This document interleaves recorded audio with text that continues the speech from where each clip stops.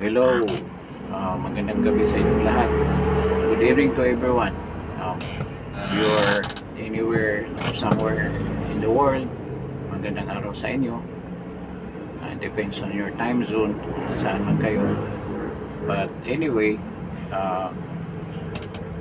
I'm thanking doon sa mga subscribers natin for your continuous patronage of this channel.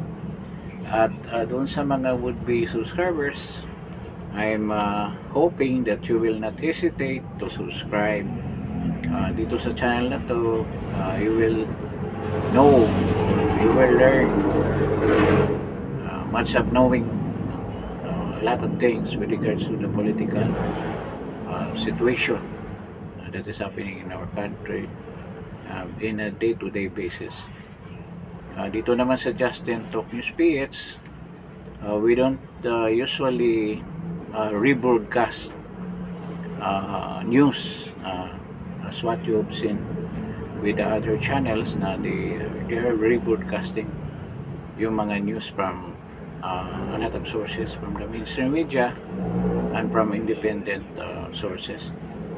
Here in Justin Talk News PH, we usually give our opinions on the latest events that is happening that involves the political personalities and also the events that is happening in a day-to-day basis in our country.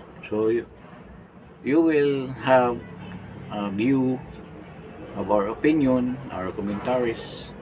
You may disagree with our opinion and you may agree with our opinion.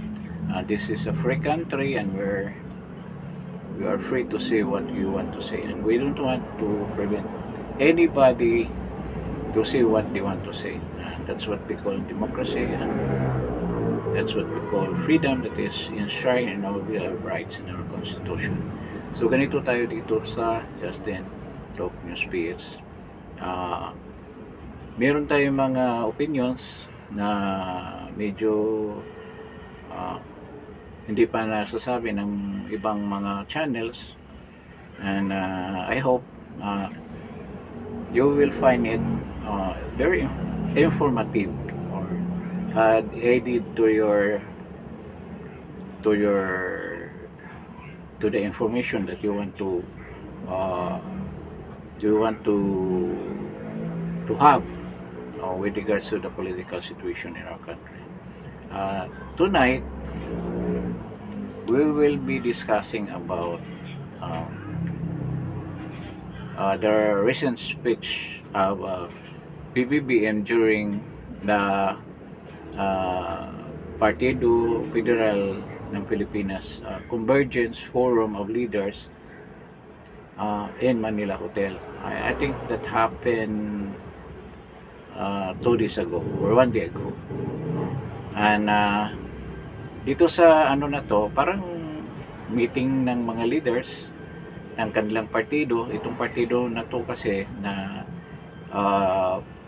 PFP, yun ang nagdala kay BBM during the presidential elections last 2016. I mean 2022. Si BP Sara, lakas naman ang partido niya, na kasama niya si former President Gloria Arroyo, and then si Bong Revilla ang presidente.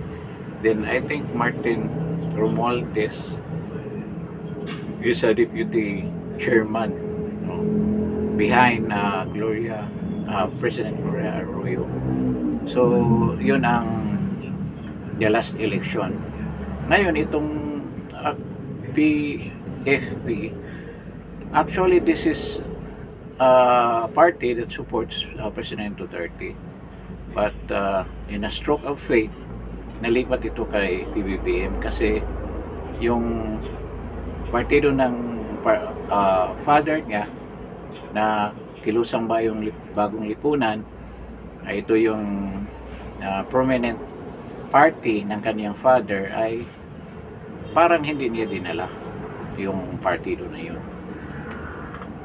At dati namang nasyonalista rin si Aimee, si PBBM. Ngayon, yung speech niya, doon ko binase itong title natin ngayon. Ito nga yung pag-uusapan natin with regards to his speech na dapat daw hindi matalo ang mga senatorial pitch niya. Hindi dapat matalo. So, ina-assure na niya yung mga supporters niya na hindi talaga dapat matalo. Dahil daw, sa sobrang magaling ang mga niya. Dahil dati na sila mga dati ng senators, then they have a track record already in serving the Senate. So, he is very confident na talagang mananalo ang kanyang mga bids, yung mga kandidato niya. So, sa statement niya, yung speech niya, medyo parang hindi siya prepared doon sa speech niya. Ipaikot-ikot yung mga points niya. And wala siyang, it's not a very emphatic speech na dapat naman sa isang conference na ganyan, o meeting na ganyan, kailangan medyo merong afflicting messages para doon sa mga supporters niya. But doon sa speech niya, parang nagsastammer siya, hindi niya, parang it was not really prepared. He was not prepared, and there was no preparation for his speech. Kaya minsan hindi mo maintindihan kung anong ibig niya sabihin. But what I understood, na talagang they will do everything para ma-assure ang panalo ng kanyang mga kandidato. Dahil nga daw, itong government na to is backing up all these candidates, na itong government na to has a very good service record. Ibig sabihin, talagang nag-perform na maganda ang administration ng PBBM. Kaya there is a big chance for the candidates na mananalo dahil nga sa shall we call it performance ng kanyang administration. So I don't know, medyo tumasang balahibo ko sa dahil sa mga sinasabi niya, parang out of this world. Wala siyang mini-mention with regards to the programs na pinapalo ng kanilang partido, anong mga programs na gusto nilang i-implement para sa bayan, para sa mga tao. Wala siyang mini-mention. Lahat ng mga sinasabi niya is with regards to the qualifications or the ability ng kanyang mga kandidato. Yun ang kanyang punto. What is telling about of his message, of his speech, is yung pag-assure niya na hindi talaga sila pwedeng matalo. That words is very shall we say, parang meron nang nakahanda na mga pamamaraan para mangyari yan. Kasi sabi niya, hindi yan pwedeng matalo. Kailangang manalo yan. So, kaya nga, he's saying na 12-0 daw dapat ang magiging result ng eleksyon sa senatorial. So, walang dapat daw makakalusot sa any opposition or any party other than the administration bids na sinusuportahan niya. So, yun ang sinabi niya doon. So, parang they're planning for something big para matupad yung mga mga pronouncement ni PBBM. Ngayon, itong title natin na 12-0, diretso sa inodoro, this is I'm implying doon sa mga kandidato ni PBBM na dapat sila walang papalusutin kahit isa sa kanila. Regardless kung sabihin mo na may mga dating ano na yan, mga batikang senador na yan, marami na rin namang mga question kung yun ang basihan natin na galing na sila sa Senado, kabisado na nila yung palakad o patakaran sa Senate, so it will be a smooth, there's no transition, there's a smooth performance kagad ng mga kandidato na to dahil alam na nila kung anong gagawin. But that is not the point. Hindi yan ang question na gusto nating ipahiwatig. Totoo nga sila na galing dyan. Though marami rin naman sa kanilang walang napasang batas. Kung merong napasang batas, it's not a very effective law na halos hindi maramdaman ng mga tao. One example, yung kay Lito Lapid na pag-change ng pangalan ng Roosevelt Avenue yata, pinalat ng Fernando Poe Jr. Avenue, at saka yung LRT station pinalitan din yung name to FPG station ng LRT. Is there any impact doon sa kabutihan o sa kapakanan ng mga mamamayan? Meron ba? Di ba? Wala.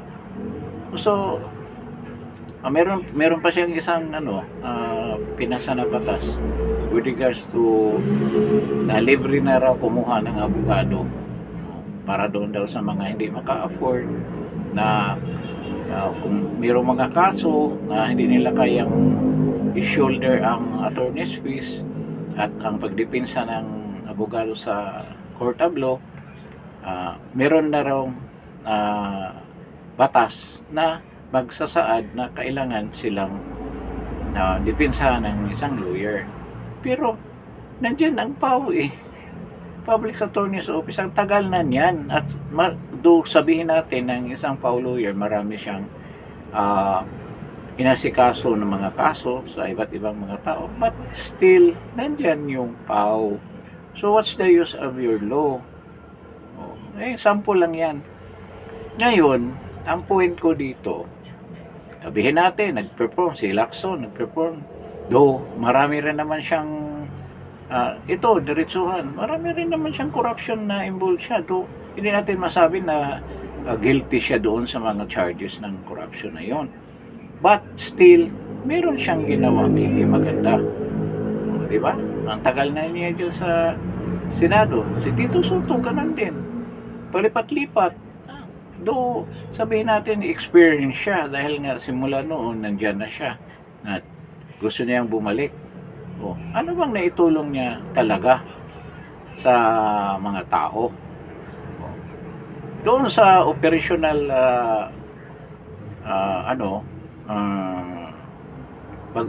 pag-manage or being a president of the Senate, pwede natin masabi na medyo okay yung ginawa niya, but it is not enough. Kailangan meron kang ginawang isang batas, which is your job, na mag-i-impact naman sa buhay ng mga ordinaryong mamayan.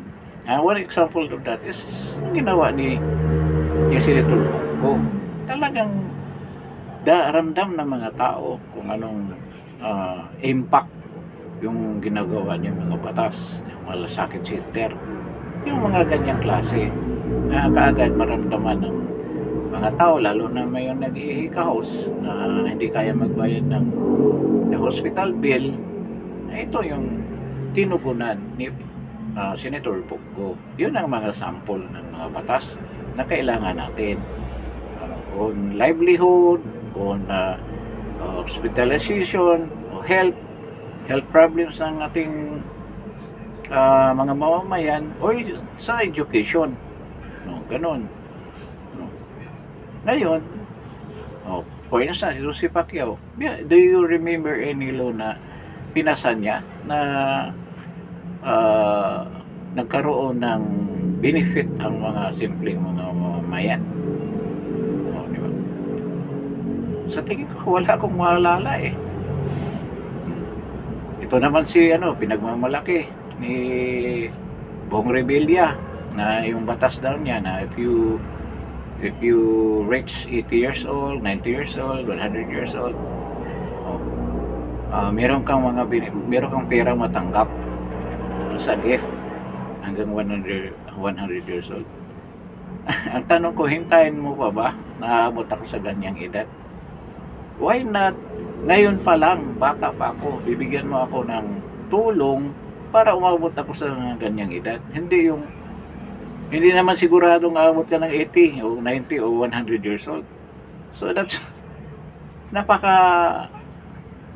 paano ba natin sabihin? Parang para lang mayroong masabi na gusto niyang tumulong sa mga matatanda. Pero actually, hindi yan eh. Dapat you make some laws na yung mga health privileges na ibibigay mo dyan, mga health coverage, mga insurances para sa mga tanda ay in place. Yung hindi katulad ng nangyari ngayon with the PhilHealth na hindi natin malaman kung paano makover yung mga expenses mo sa hospital. Dapat yung mga ganyang batas. Kaya hindi niya dapat ipagmalaki yan. Yung pang linagay niya sa ads niya, sa political ads niya. So these are examples ng mga performances, no, na hina-highlight ni PBBM na ito daw sila mga established na mga senators na meron talagang nagawa. Pero kung titingnan mo, overdue na yung pag-stay nila sa Senate at hindi naman sila nakagawa ng ganyang impact na talagang makatulong sa mga tao. So, hindi na dapat sila bumalik dyan. Kasi wala naman silang ganyang kahanga-hanga na performance. At bukod dyan, ito talaga, bakit gusto ko maging 12-0? Itong mga tao na to, sila lahat, yung mga Tolfos. Anyway, si Tolpo, talagang tuta naman yan ni Martin Romualdez. Ilagay natin si Ben Tolpo. Pero I don't think, magkapatid yan, nag-uusap yan. Kasabihin, iba si Ben, iba si... The same yan, pareho kahit nasabihin mo na mayroong mga personal pagkakaiba yung mga style nila. Si Rafi Tolpo, si Ben Tolpo at saka si Erwin. Pero they are the same, pareho lang ang genes nila eh. No, di ba? No, ngayon, i-discuss natin regarding dyan kay Erwin Tolpo. Si Manny Pacquiao, si Camille Villar, si Tolentino, itong isa naman na baliktarin, si Lito Lapid, si Tito Soto, si Binay, si Ami Binay. Sino po bang mga candidates nila? Isa lang ang tanong ko sa kanila, at itanong ko rin ito sa mga tao, mga botante. Alam ba kaya nila ni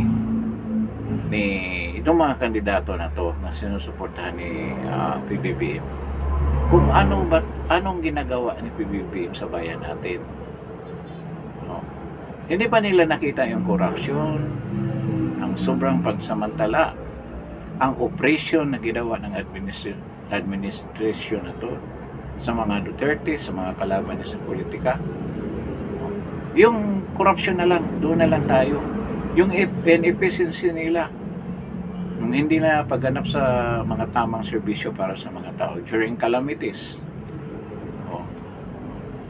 Ano kayang nagpakumbinsi sa mga tao na ito na sumama kay PBBM? Iba nagsabi, klarong-klaro naman daw kung bakit sila talagang dumikit kay PBBM at sumama sa ticket niya. Merong kapalit yan, definitely. At sa greediness nila, na gusto nila, they will take this opportunity dahil alam nila makikinabang din sila, and at the same time, meron silang matatanggap. At kung sa tingin nila, sigurado na silang manalo kasi nasa admin sila. At lagi nang sinasabi ng mga analyst, political analyst na pag midterm election, it is always in favor of the administration. Kasi lahat ng resources ay galing sa kanya. Yun din ang sinabi nila during the 2016. Though it's not a midterm election, but mas mahirap yun. Na biglang nasurpresa ang lahat ng biglang isang Duterte, isang probinsyano from the south na hindi nga halos kilala ay nanalo.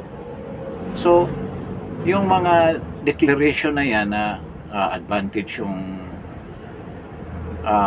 administration dahil sila ang may hawak ng resources, it will change in this coming election. Mag-iiba yan. Kasi hindi naman yung basihan yung mga service na pinagyayabang, na mga maneuvered at mga engineered survey results naman yan, mag-iba yan pagdating ng resulta ng final result, which is the result of the election for the senators and the congressmen. Ngayon, yun nga, if they have the dignity, kung meron talaga silang tinitingnan na lagay na natin, hindi sila nahihiya na prinsipyo o principles sa kanilang pagtakbo bilang isang opisyal ng ating pamahalaan, dapat meron silang benchmark kung ano ba dapat ang kanilang kriteriya para doon sa sasamahan mo na mga politiko na mag-endorse sa kanila. At walang kabog-kabog sumama sila dito kay PBBM. Kahit alam nila kung anong record ni PBBM. Alam pa nila na ito ay gumagamit ng masamang, sabihin natin, masamang gamot. O ibaliwala ba lang ba nila yan? Anong klaseng sila? Mga tao na hindi nila kinonsider yan, mga punto na yan. Yan dyan sa consideration kung sasama ba sila o hindi sa partido ng PBBM. So, dyan palang bagsak na sila. Dapat hindi natin sila ibuto dahil hindi sila katiwalaan. Iba ang intention nila. Sabihin natin sila ay mga oportunista kasi alam nila, bukod sa matanggap nila, maraming resources, so there's a big possibility na mananalo sila. Pero nga sabi ko, iba na ang mentality ng mga tao ngayon. Iba na ang pag-iisip. At ramdam ng mga tao ang kahirapan ngayon. Ang operasyon na ginawa ng government na to, na tinuturo nila dito sa administrasyon na to. At nandyan kayo. Huwag mo niyong sabihin na sobra kayong magaling at hindi kayo madadamay. Siguro ngayon, dahil hindi pa nabuyang ng tudo, dahil wala pa namang full campaign ngayon, but I'm sure na dyan is center all the campaign action or strategy ng PDP. Dyan isisentro. Dyan sa na yan, na nakikisama kayo sa isang korap na gobyerno. So what we will expect kung mananalo kayo? Kasama pa rin kayo dyan sa korupsyon na yan. Kasama pa rin kayo sa gobyerno na yan. Kung anong ipagawa ng gobyerno niya sa inyo, hindi kayo ayaw dahil may utang na loob na kayo Diba? Nagagawa dyan ng batas. Tulad na nangyari ng bicameral conference committee report na dapat naman kung matino kayong mga senador, hindi ninyo yan pipirmahan. Pero ang nangyari, pinirmahan nyo. Kahit mga blanco na yan. Diba? Dahil nga, mayroong kapalit. So, kung mananalo kayo, yan din ang gagawin ninyo. Diba? Anong uutos ng ni PBBM sa inyo, kahit na labag sa batas? Halimbawa, itong impeachment ni VP Sara, there's a big possibility na gagawin din nila ito after this election kung sila mananalo. Kaya ang sinasabi ni Jesus Escudero na pwede yan, hindi yan kailangan i-refile yung impeachment case na yan, pwede i-continue yan kung sila mananalo. Ano nga mangyari kay VP Sara? Pati yung mga kaso ng ICC, Kung sabihin ni PBB, dahil majority na sila, kung sila na mananalo lahat dyan sa Senado, sabihin ni PBBM, sige, ituloy na natin yung mga kaso na yan. Marami tayo majority tayo. O nadagdagan yung mga kasama natin dyan na mga hindi pa paso yung kanilang mga terms sa senator. So marami na tayo. Yun ang sasabihin ni PBBM sa kanila. At saka isipin ninyo na ako ang dahilan, yung tulong ko sa inyo ang dahilan na nalo kayo. So yan, ganyan ang mangyayari. So lahat na bagay na gusto nilang gagawin with regards to legislature, pwede na nilang gagawin. Dahil nga, nandyan na sila, majority na sila. Hindi katulad ngayon na medyo 50-50 pa yung labanan. Meron pang kumakampi kay VP Sara. But I don't know kung itong susunod na kongreso, kung majority ang mananalo, kung meron pa bang maiwan kay VP Sara nakakampi. So kailangan talaga maisip ng mga tao na yan. At saka alam naman natin ang status ng pag-iisip ng mga botanteng Pilipino. Hindi nila alam yan. Kasi nilulunod tayo ng mga balita ng mga artista, mga Korean movies. Doon tayo na naghuhumaling Hindi natin alam ang totoong pangyayari sa bayan natin. Isang paraan yan para mga tao ay less informed or hindi talaga informed. Para naman patuloy ang pangluloko nila sa mga tao. Lalo na itong mga bumubuto. Ang dami kong nakausap ng mga ganyan. Hindi nila alam. Mga issues din nila alam. Kung manonood silang social media doon sa TikTok, yung mga sayo-sayo, kanta-kanta, yung mga jokes na mga corny naman, yun ang pinanood nila. So, kailangan talaga during this campaign, it should be a very aggressive and informative campaign showing or exposing the plan of the current administration kung ano. At dapat naman, yan lagi ang gagawin ng PDP para naman malaban natin ang totoong issue sa lipunan na to, sa bayan natin. So, yung sinabi ko na 12-0, dapat talaga hindi sila iboto. Doon na sa dahilan na yan. Irregardless kung sabihin mo, magaling yan.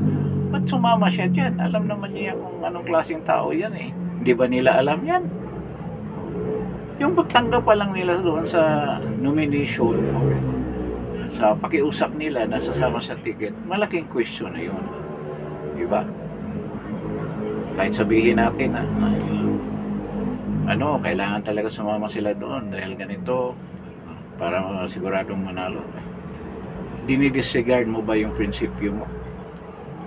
O binibinta mo yung prinsipyo mo para sa isang sa halaga at patuloy ng pag-oppress at patuloy ang kahirapan ng mga tao dahil alam naman natin anong klaseng pamumuno ang pinapakita ni at kaya niyang gagawin at hindi niya kaya gumawa ng maganda dahil hindi nga niya kaya, hindi nga siya, sabi pa ni VP Sara, hindi marunong maging presidente. So yan ang isang reason. Yung sinasabi nila na dapat naman piliin natin magaling. Huwag din na natin piliin yung kumampi dyan sa administrasyon na yan. Huwag na ninyong iboto. Isa pa, halimbawa manalo yan, ano mangyari sa konstitusyon natin? Sigurado yan magkaroon ng People's Initiative. Kasi yun ang target nila, Martin Romualdez. Yun ang intention nila. Wala na silang problema sa kongreso. Hawak na sa liig yung lahat na mga congressman na yan. Ilan na lang yung mga grupo na lang nila ni Congressman Ongab at si Pulong. Yun, minaiwan na konti sila Richard Gomez, mga iba-iba pang mga iilan dyan ang sumama sa kanila. But lahat na yan ay pakain ni yan or lapdogs ni Martin Romualdez, lahat yan. Lalo na yung mga young goons, di ba? Yung nasa Quadcom, lahat yan.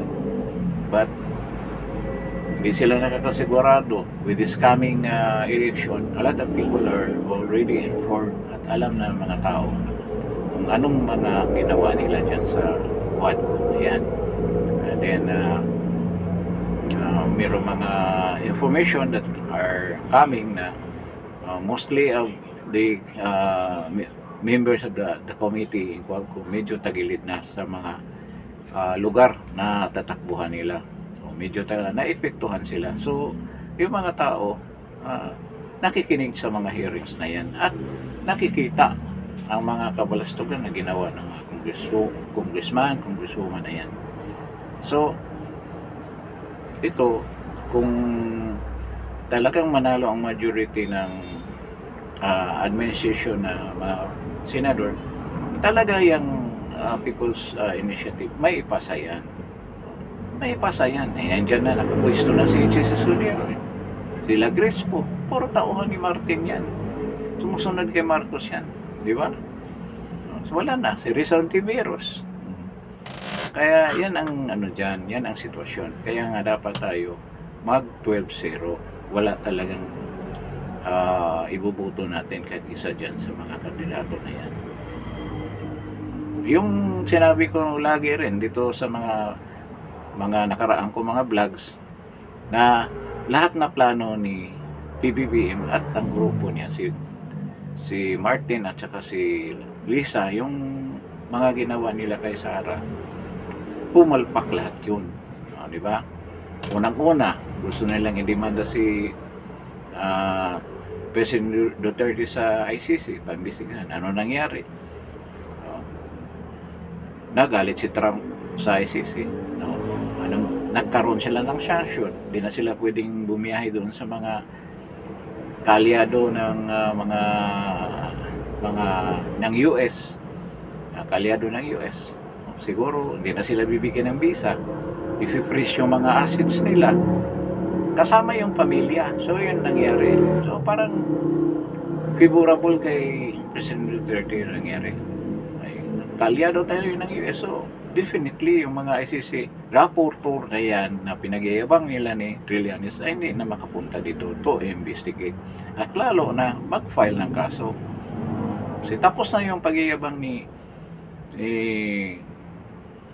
Laila de Lima na lagi niyang minimension si Matubato na yun ang witness nila. So yan ang isa sa mga unang ginawa. Napihin si PRD, sinama pa nga si BP Sara, then yung impeachment ni BP Sara sa confidential fund na dapat naman si PBBM ang unang ma-impeach, siya nagbibigay na yan eh. Kaya plano talaga nila yan para ma-impeach si BP Sara. So ngayon ang impeachment medyo malabo na, ilang araw na lang, ilang session days na lang. Kahit sa Lunes papatawag pa nila, hinahabol pa nila yung mga vloggers sa TRICOM. Huwag naman mag-alala yung mga vlogger kahit makontempt sila kasi once recess yung yung kongreso, kung makontempt man sila, may labas sila kasi wala nang wala nang session at sa tapos na yung 19th Congress. Kung gagawin man nila, kung gawin ng mga congressman, si Nandan Fernandez yan sa mga vloggers, dapat we will make move also yung mga vloggers na talagang kung saan man tatakbo ang mga congressman na yan, ikampanya natin na huwag na iboto. Kanya nang gagantihan natin sila ng mga ganyan. Ang ginagawa nga ng regards sa mga vloggers, parang may semblance ng pangyayari sa US. Excuse lang. Medyo sumapit ang lalamunan.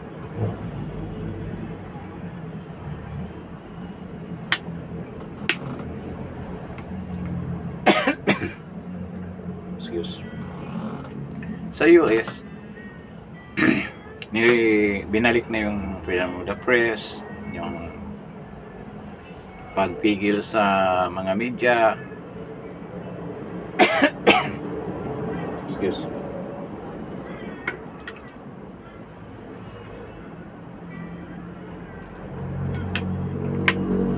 Yung what I mean is press freedom. Medyo Sobra kasing lamig ngayon dito. Then, dito sa Pilipinas, kabaliktaran ng pangyayari. Hopefully, kung yung magpalit man ng regime, which I think I positively will say na mangyayari, yun din ang gagawin ni BP Inday Sara. At siguro, mas higit pa dyan. Kasi ang dami ditong dapat ikulong eh.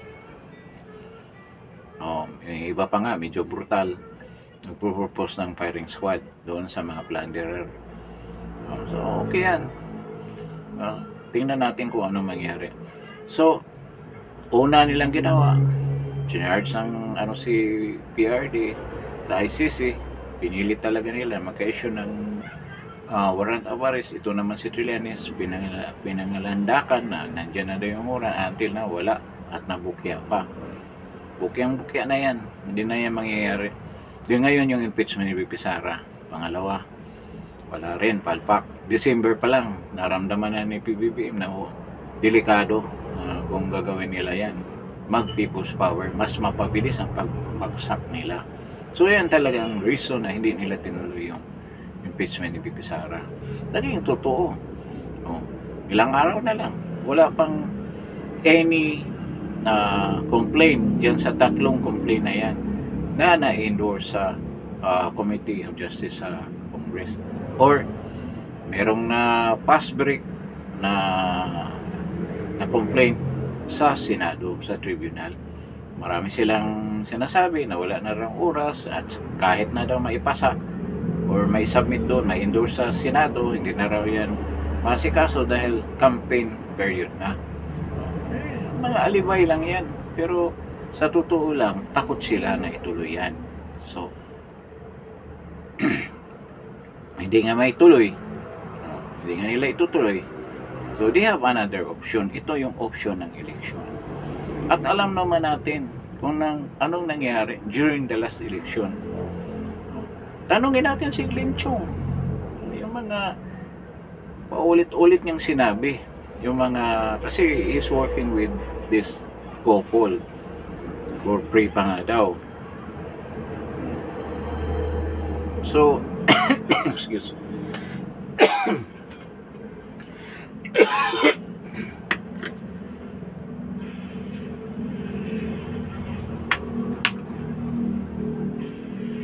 So,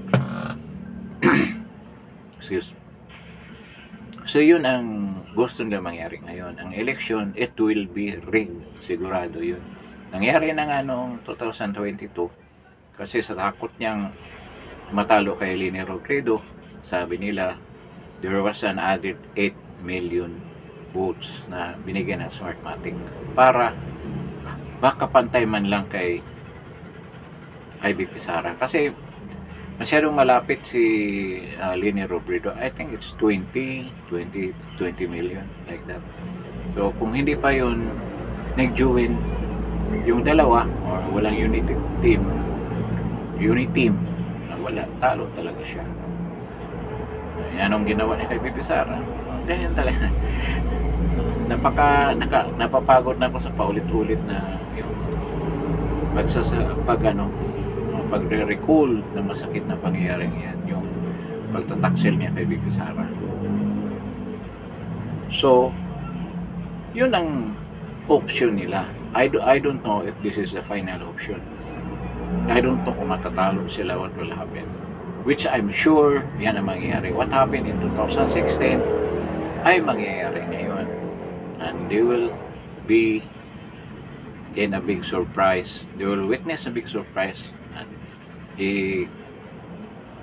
isasampal sa kanilang mga mukha, pagmumukha nila, na hindi na talaga sila gusto ng mga tao. Dapat they will find a way na umalis na sa mga posisyon nila. So, ganyan na nangyayari. Ngayon, this is an option na sa tingin nila, kaya-kaya nila dahil ang kumilik ay nasa kanila. Si George Garcia nasa kanila. Who appointed George Garcia? Diba? Si Lisa Araneta. Galing kay Lisa Araneta yan si George Garcia. Di siguradong hawak nila. Di pinalitan nila Smartmatic dahil nga nagkakaproblema sa US. Pwedeng magka-bookingan doon regarding sa mga demanda ng sa US court. So, pinalitan nila, inaccept nila ang Nero. Disqualify nila ang Smartmatic. So, yun ang mangyari ngayon, ang Nero na gumagawa ng paraan at si George Garcia. Expected na yan. Tanong na iba, paano pala ngayon? Wala na tayong pag-asa nito. Hawak na nila lahat. Hindi. Kung nakita nyo yung past experience natin, yung nangyari kay President Duterte, mayaman ang kalaban niya. Si President Duterte, ilan lang nag-contribute ng pera sa kanya para dyan sa election process na yan, para doon sa gagamiting pundo para sa kampanya. Pero nananalo pa rin siya. Despite, huwag nating sabihin na walang daya anong panahon na yon. Meron nga eh. Kaya, supposed to be ang nakukuha niyang boto is around 22 million. Pero ang lumabas, 15 million, 16 million lang. Mataas pa ang boto ni Drilon sa kanya. Sino bang maniwala niyan? Diba? I think Drilon has garnered around 18 million votes. Si President Duterte, 15, I think 16 million. Maniniwala ba kayo niyan? Talagang vote shaving ang ginawa. Kinapo nila yung boto ni President Duterte, but still hindi nakaabot si Mar Rojas. Kasi kung babaan pa nila yung around 5 to 6 million votes, halata na masyado at hindi kakayanin ng mga machines na gagawa na yan. Kasi hindi mo naman pwedeng sa isang presinto zero lagi. May maiwan. So that's a very complicated operation na kailangan ng time para gagawin yan. But because this is automated, kailangan may labas kagad ng result. Kaya pinabayaan na lang nila dahil nga massive ang boto na nakuha ni President Duterte. At ito ngayon, yung mga senators na yan, bakit positive ako? Yun. Dito tayo sa point na to. And bakit positive ako? Yan ang tanong. Na mananalo ang mga kandidato ni President Duterte. You should remember na si Marcolita ay nandyan sa ticket ni President Duterte. Sino ba sa Marcolita? Siya ang representative ng Iglesia ni Cristo. In fact, doon sa rally, siya lang nagsasalita against the government, against Congress. So meaning, dahil alam naman natin na black voting talaga yung Iglesia ni Cristo. And we're expecting around 6 to 7 million votes yan ng Iglesia ni Cristo all over the world. So, ang mangyari niyan, sigurado yan na ibubuto lahat ng kandidato ni President Duterte. So, they have a base votes of around 6 million na lang. Paano yung PUGC? Ilagay natin much smaller number, 4 million, ganyan.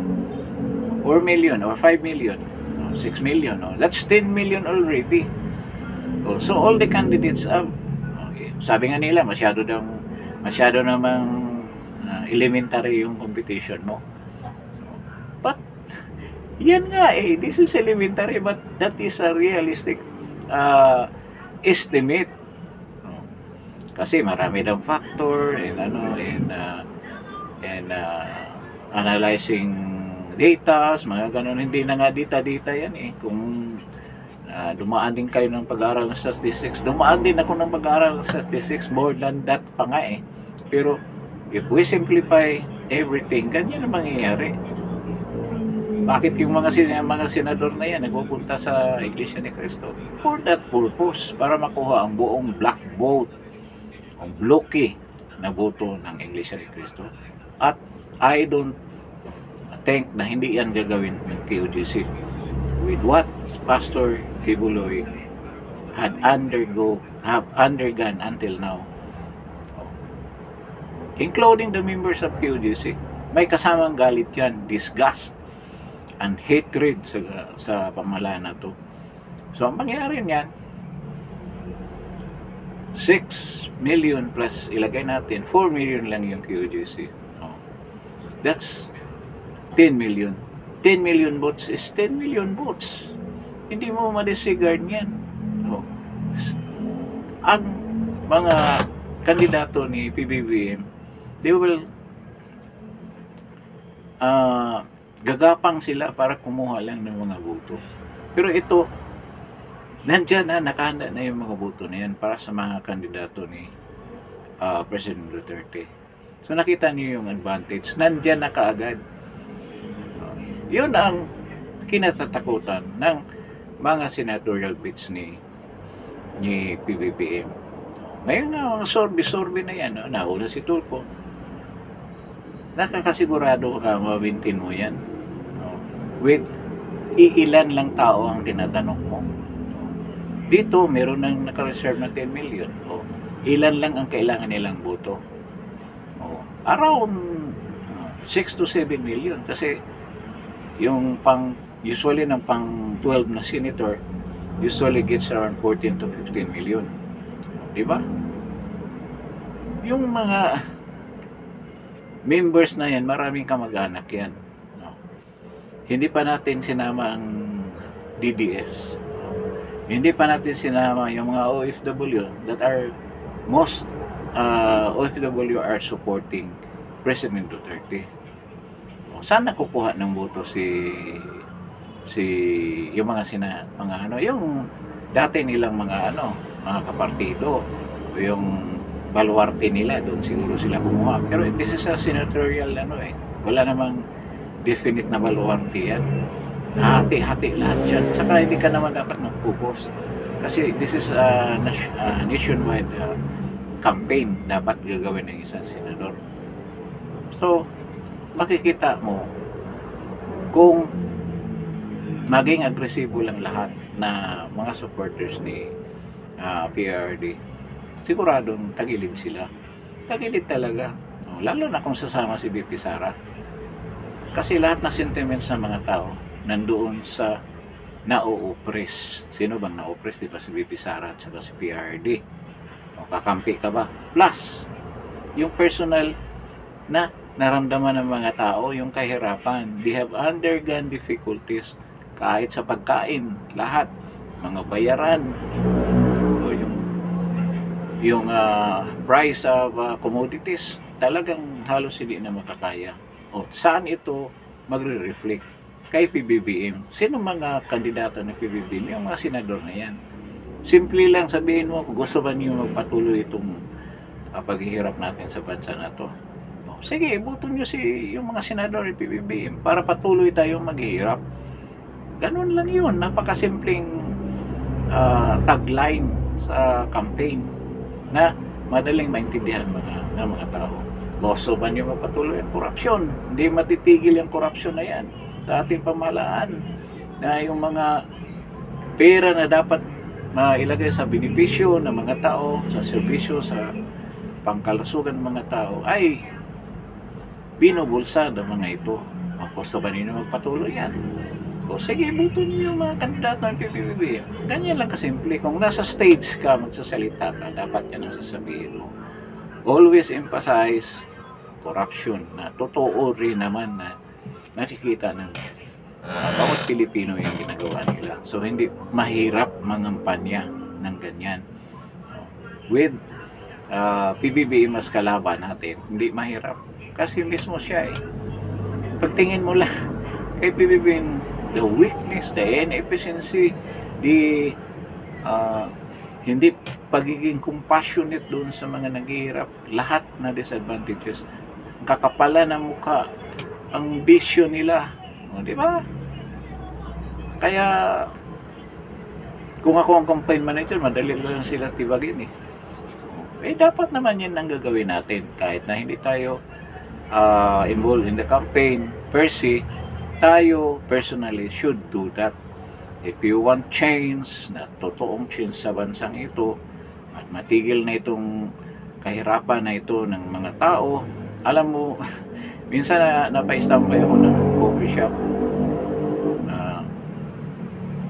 Imagine na meron pang pumapasok humingi ng tulong. Hindi naman doon sa counter, dito sa mga nagkakape, kaya nga tinataboy ng mga security guard. Imagine, sa tagal-tagal ko na nagkakape, ngayon lang ako nakakita na yung mga tao na pumapasok sa mga establishment na to para humingi ng tulong. At tingin ko sa mga buka nila, sincere. Minsan, meron akong nakita nga talagang sa tingin ko talagang hirap na. Kaya hinahabol ko talaga doon sa paalis na dahil kinaboy ng mga security guard. Naawa talaga ako. Sabi ko, ang hirap siguro ng naramdaman or na-experience sa mga taong ito. Kasi kahit na pagalitan sila, tuloy pa rin sila para lang may pambili sila ng pagkain, bigas especially. At ngayon, patuloy yung paghihirap na yan. At kung magkamali naman ang mga tao sa pagboto, magiging ano na naman mga tao, mabudol na naman. Sabi nila, mabudol na naman. Mabudol ulit. Lalo tayo maghirap right now dahil nasa sa bagsak na tayo na sitwasyon. Hindi katulad ng 2022 na maganda pa yung pinanggalingan natin. Maganda ang economy na pag-alis ni PRRD. Pero ngayon, bagsak na. Lalo na talaga tayong maghihirap. Kaya, dapat ng mga tao is aware of all of this happening. At tayo naman na nakakaalam, dapat ipaalam natin sa mga tao. So, dapat 12-0. Diretso sa inodoro lahat na kandidato ni Bongbong Marcos. Regardless kung ano pa sila. Kasi sa totoo lang, kung matino pa ang pag-iisip ninyo, yung mga senador ni BBB, hindi na kayo sumama dyan. No, but open naman si President Duterte kung linapitan nyo. Mga oportunista kayo dahil klarong-klaro na may binigay na halaga sa inyo. Nasisilaw kayo sa ginto. Yan ang katotohanan dyan. So, ibubuto pa natin yung mga tao na yan. Katulad ni Erwin Tulfo. Akala ko noon, graph fighter. No? May mga programa yan sa sa radio noon, sa Channel 4 pa yun. No? Doon sa radio rin. May programa rin yan si BBM. Interview pa before the election. Noong 2016, natalo nga siya sa Vice President. Ngayon, akala ko okay to si Erwin. Ngayon, nabuyang-yang yung pagkatao niya. At saka, hindi naman kailangan i-open yung mga sekretong buhay niya. Ang isang manifestation na walang kwenta siyang pagkatao, yung pagsama niya kay Martin Romualdez. Diba? Noon, gustong-gusto niya sinusuportahan niya si BP Sara, ang dami niyang sinabing mga gandang bagay kay PRD, tapos bigla na lang bumaliktad. Anong klaseng tao ka? Buti sana kung may conflict sila ni BP Sara or ni yung kapatid mo, dating secretary ng tourism pa nga, si Wanda Tulfo. Diba? Nagka-problema si Wanda Tulfo. Sabagay, hindi nagsasalita si President Duterte, pero klarong-klaro na sinusuportahan niya yung si Wanda. Ngayon, ganyan ka. Simpleng reason din. Mga ganyang klaseng tao, susuportahan mo ba? Klarong-klaro naman kurap yan diba? Tumikat lang yan dyan dahil maraming tao kasing na nadala sa propaganda. Kata parang si Rapi Tulfo, ganyan na ganyan din dahil sa programa nila dyan sa TV na marami natulungan, na puro iskandalo naman, hiwalayan, mga ganyan. Maraming naghihiwalay dahil dyan sa kanila instead na buuin mo yung mag-asawa, pinaghihiwalay mo pa, di ba? Kaya mga tao kasi madaling matangay sa mga ganyang mga issue. Mga ganyang gawain, pasiklab. Si Bin, ganun din naman ang style. Bita, ganyan din ang style, pasiklab. Kaya I don't know kung ganyan sila ka-effective kung magiging mga public servant na sila magiging senador. Kaya si Erwin Tulfo, ano bang ginawa niya as congressman? Meron bang naipasang matinong batas yan? Wala. Puro lang sunod ng sunod kay Tambaluslos yan. Puro dipinsa kay Tambaluslos ang ginawa niyan. Kaya wala rin. Ngayon, leading pa raw sa sa survey. Tingnan natin. Kasi yung mga surveys na lumabas, January pa yon. Halimbawa, hindi pa nakapagdeklara si Congressor Marcolita, hindi pa nakapagdeklara si Pastor Kibuloy. Yan mabibigat natin mga kandidato aside from Bongo and Senator Bato. Kasi yung dalawa na yan sigurado mananalo na yan. Si Bongo at saka si Senator Bato. Yung last survey na binasihan ng SWS, January pa yun. January pa yun. Oh. So, I mean, early January. Late January na, mga last 2-3 weeks pa lang. So, makikita natin kung magsimula na talaga ang kampanya, kung gaano ka-effective ang kampanya gawin ni PBBM. Paano niya sanggain yung mga korupsyon ng mga charges against his administration. That will definitely reflect doon sa mga kandidato niya. Paano niya sasagutin yan? Di ba? So ngayon, kung sasama si BP Sara, siguradong sasama rin mga DDS. Nandiyan ang mga DDS. Talagang sa tingin ko itong election na to, I'm not surprised with the result na maging resulta ng definitely this will be a big change dito sa Senado at sa Kongreso. I hope ang mga tao rin, pero ang isang factor kasi na mag-ano dyan yung mga tao. But the way things are going, katingin ko napakalaki ng tsansa na majority of the senators ay sa line-up ni President Duterte. And hopefully doon sa mga districts, congressional districts, marami mananalo na supporters ni Inday Sara. At sa party list naman, maraming bagong mga party list na I think kaya ring lulusot. Kaya yung mga komunista diyan sa Kongreso, matatabunan yan definitely. No, paglabas ng resulta ng party list election. So ito nga, hopefully na yung mga natin, mga supporters natin, mga kakilala natin, try to convince them, papaliwanag natin mabuti na ganito ang sitwasyon. Kailangan manalo lahat na kandidato na in-endorse ng President Duterte. Actually, hindi naman kompleto yung line-up. You can add up kung sinong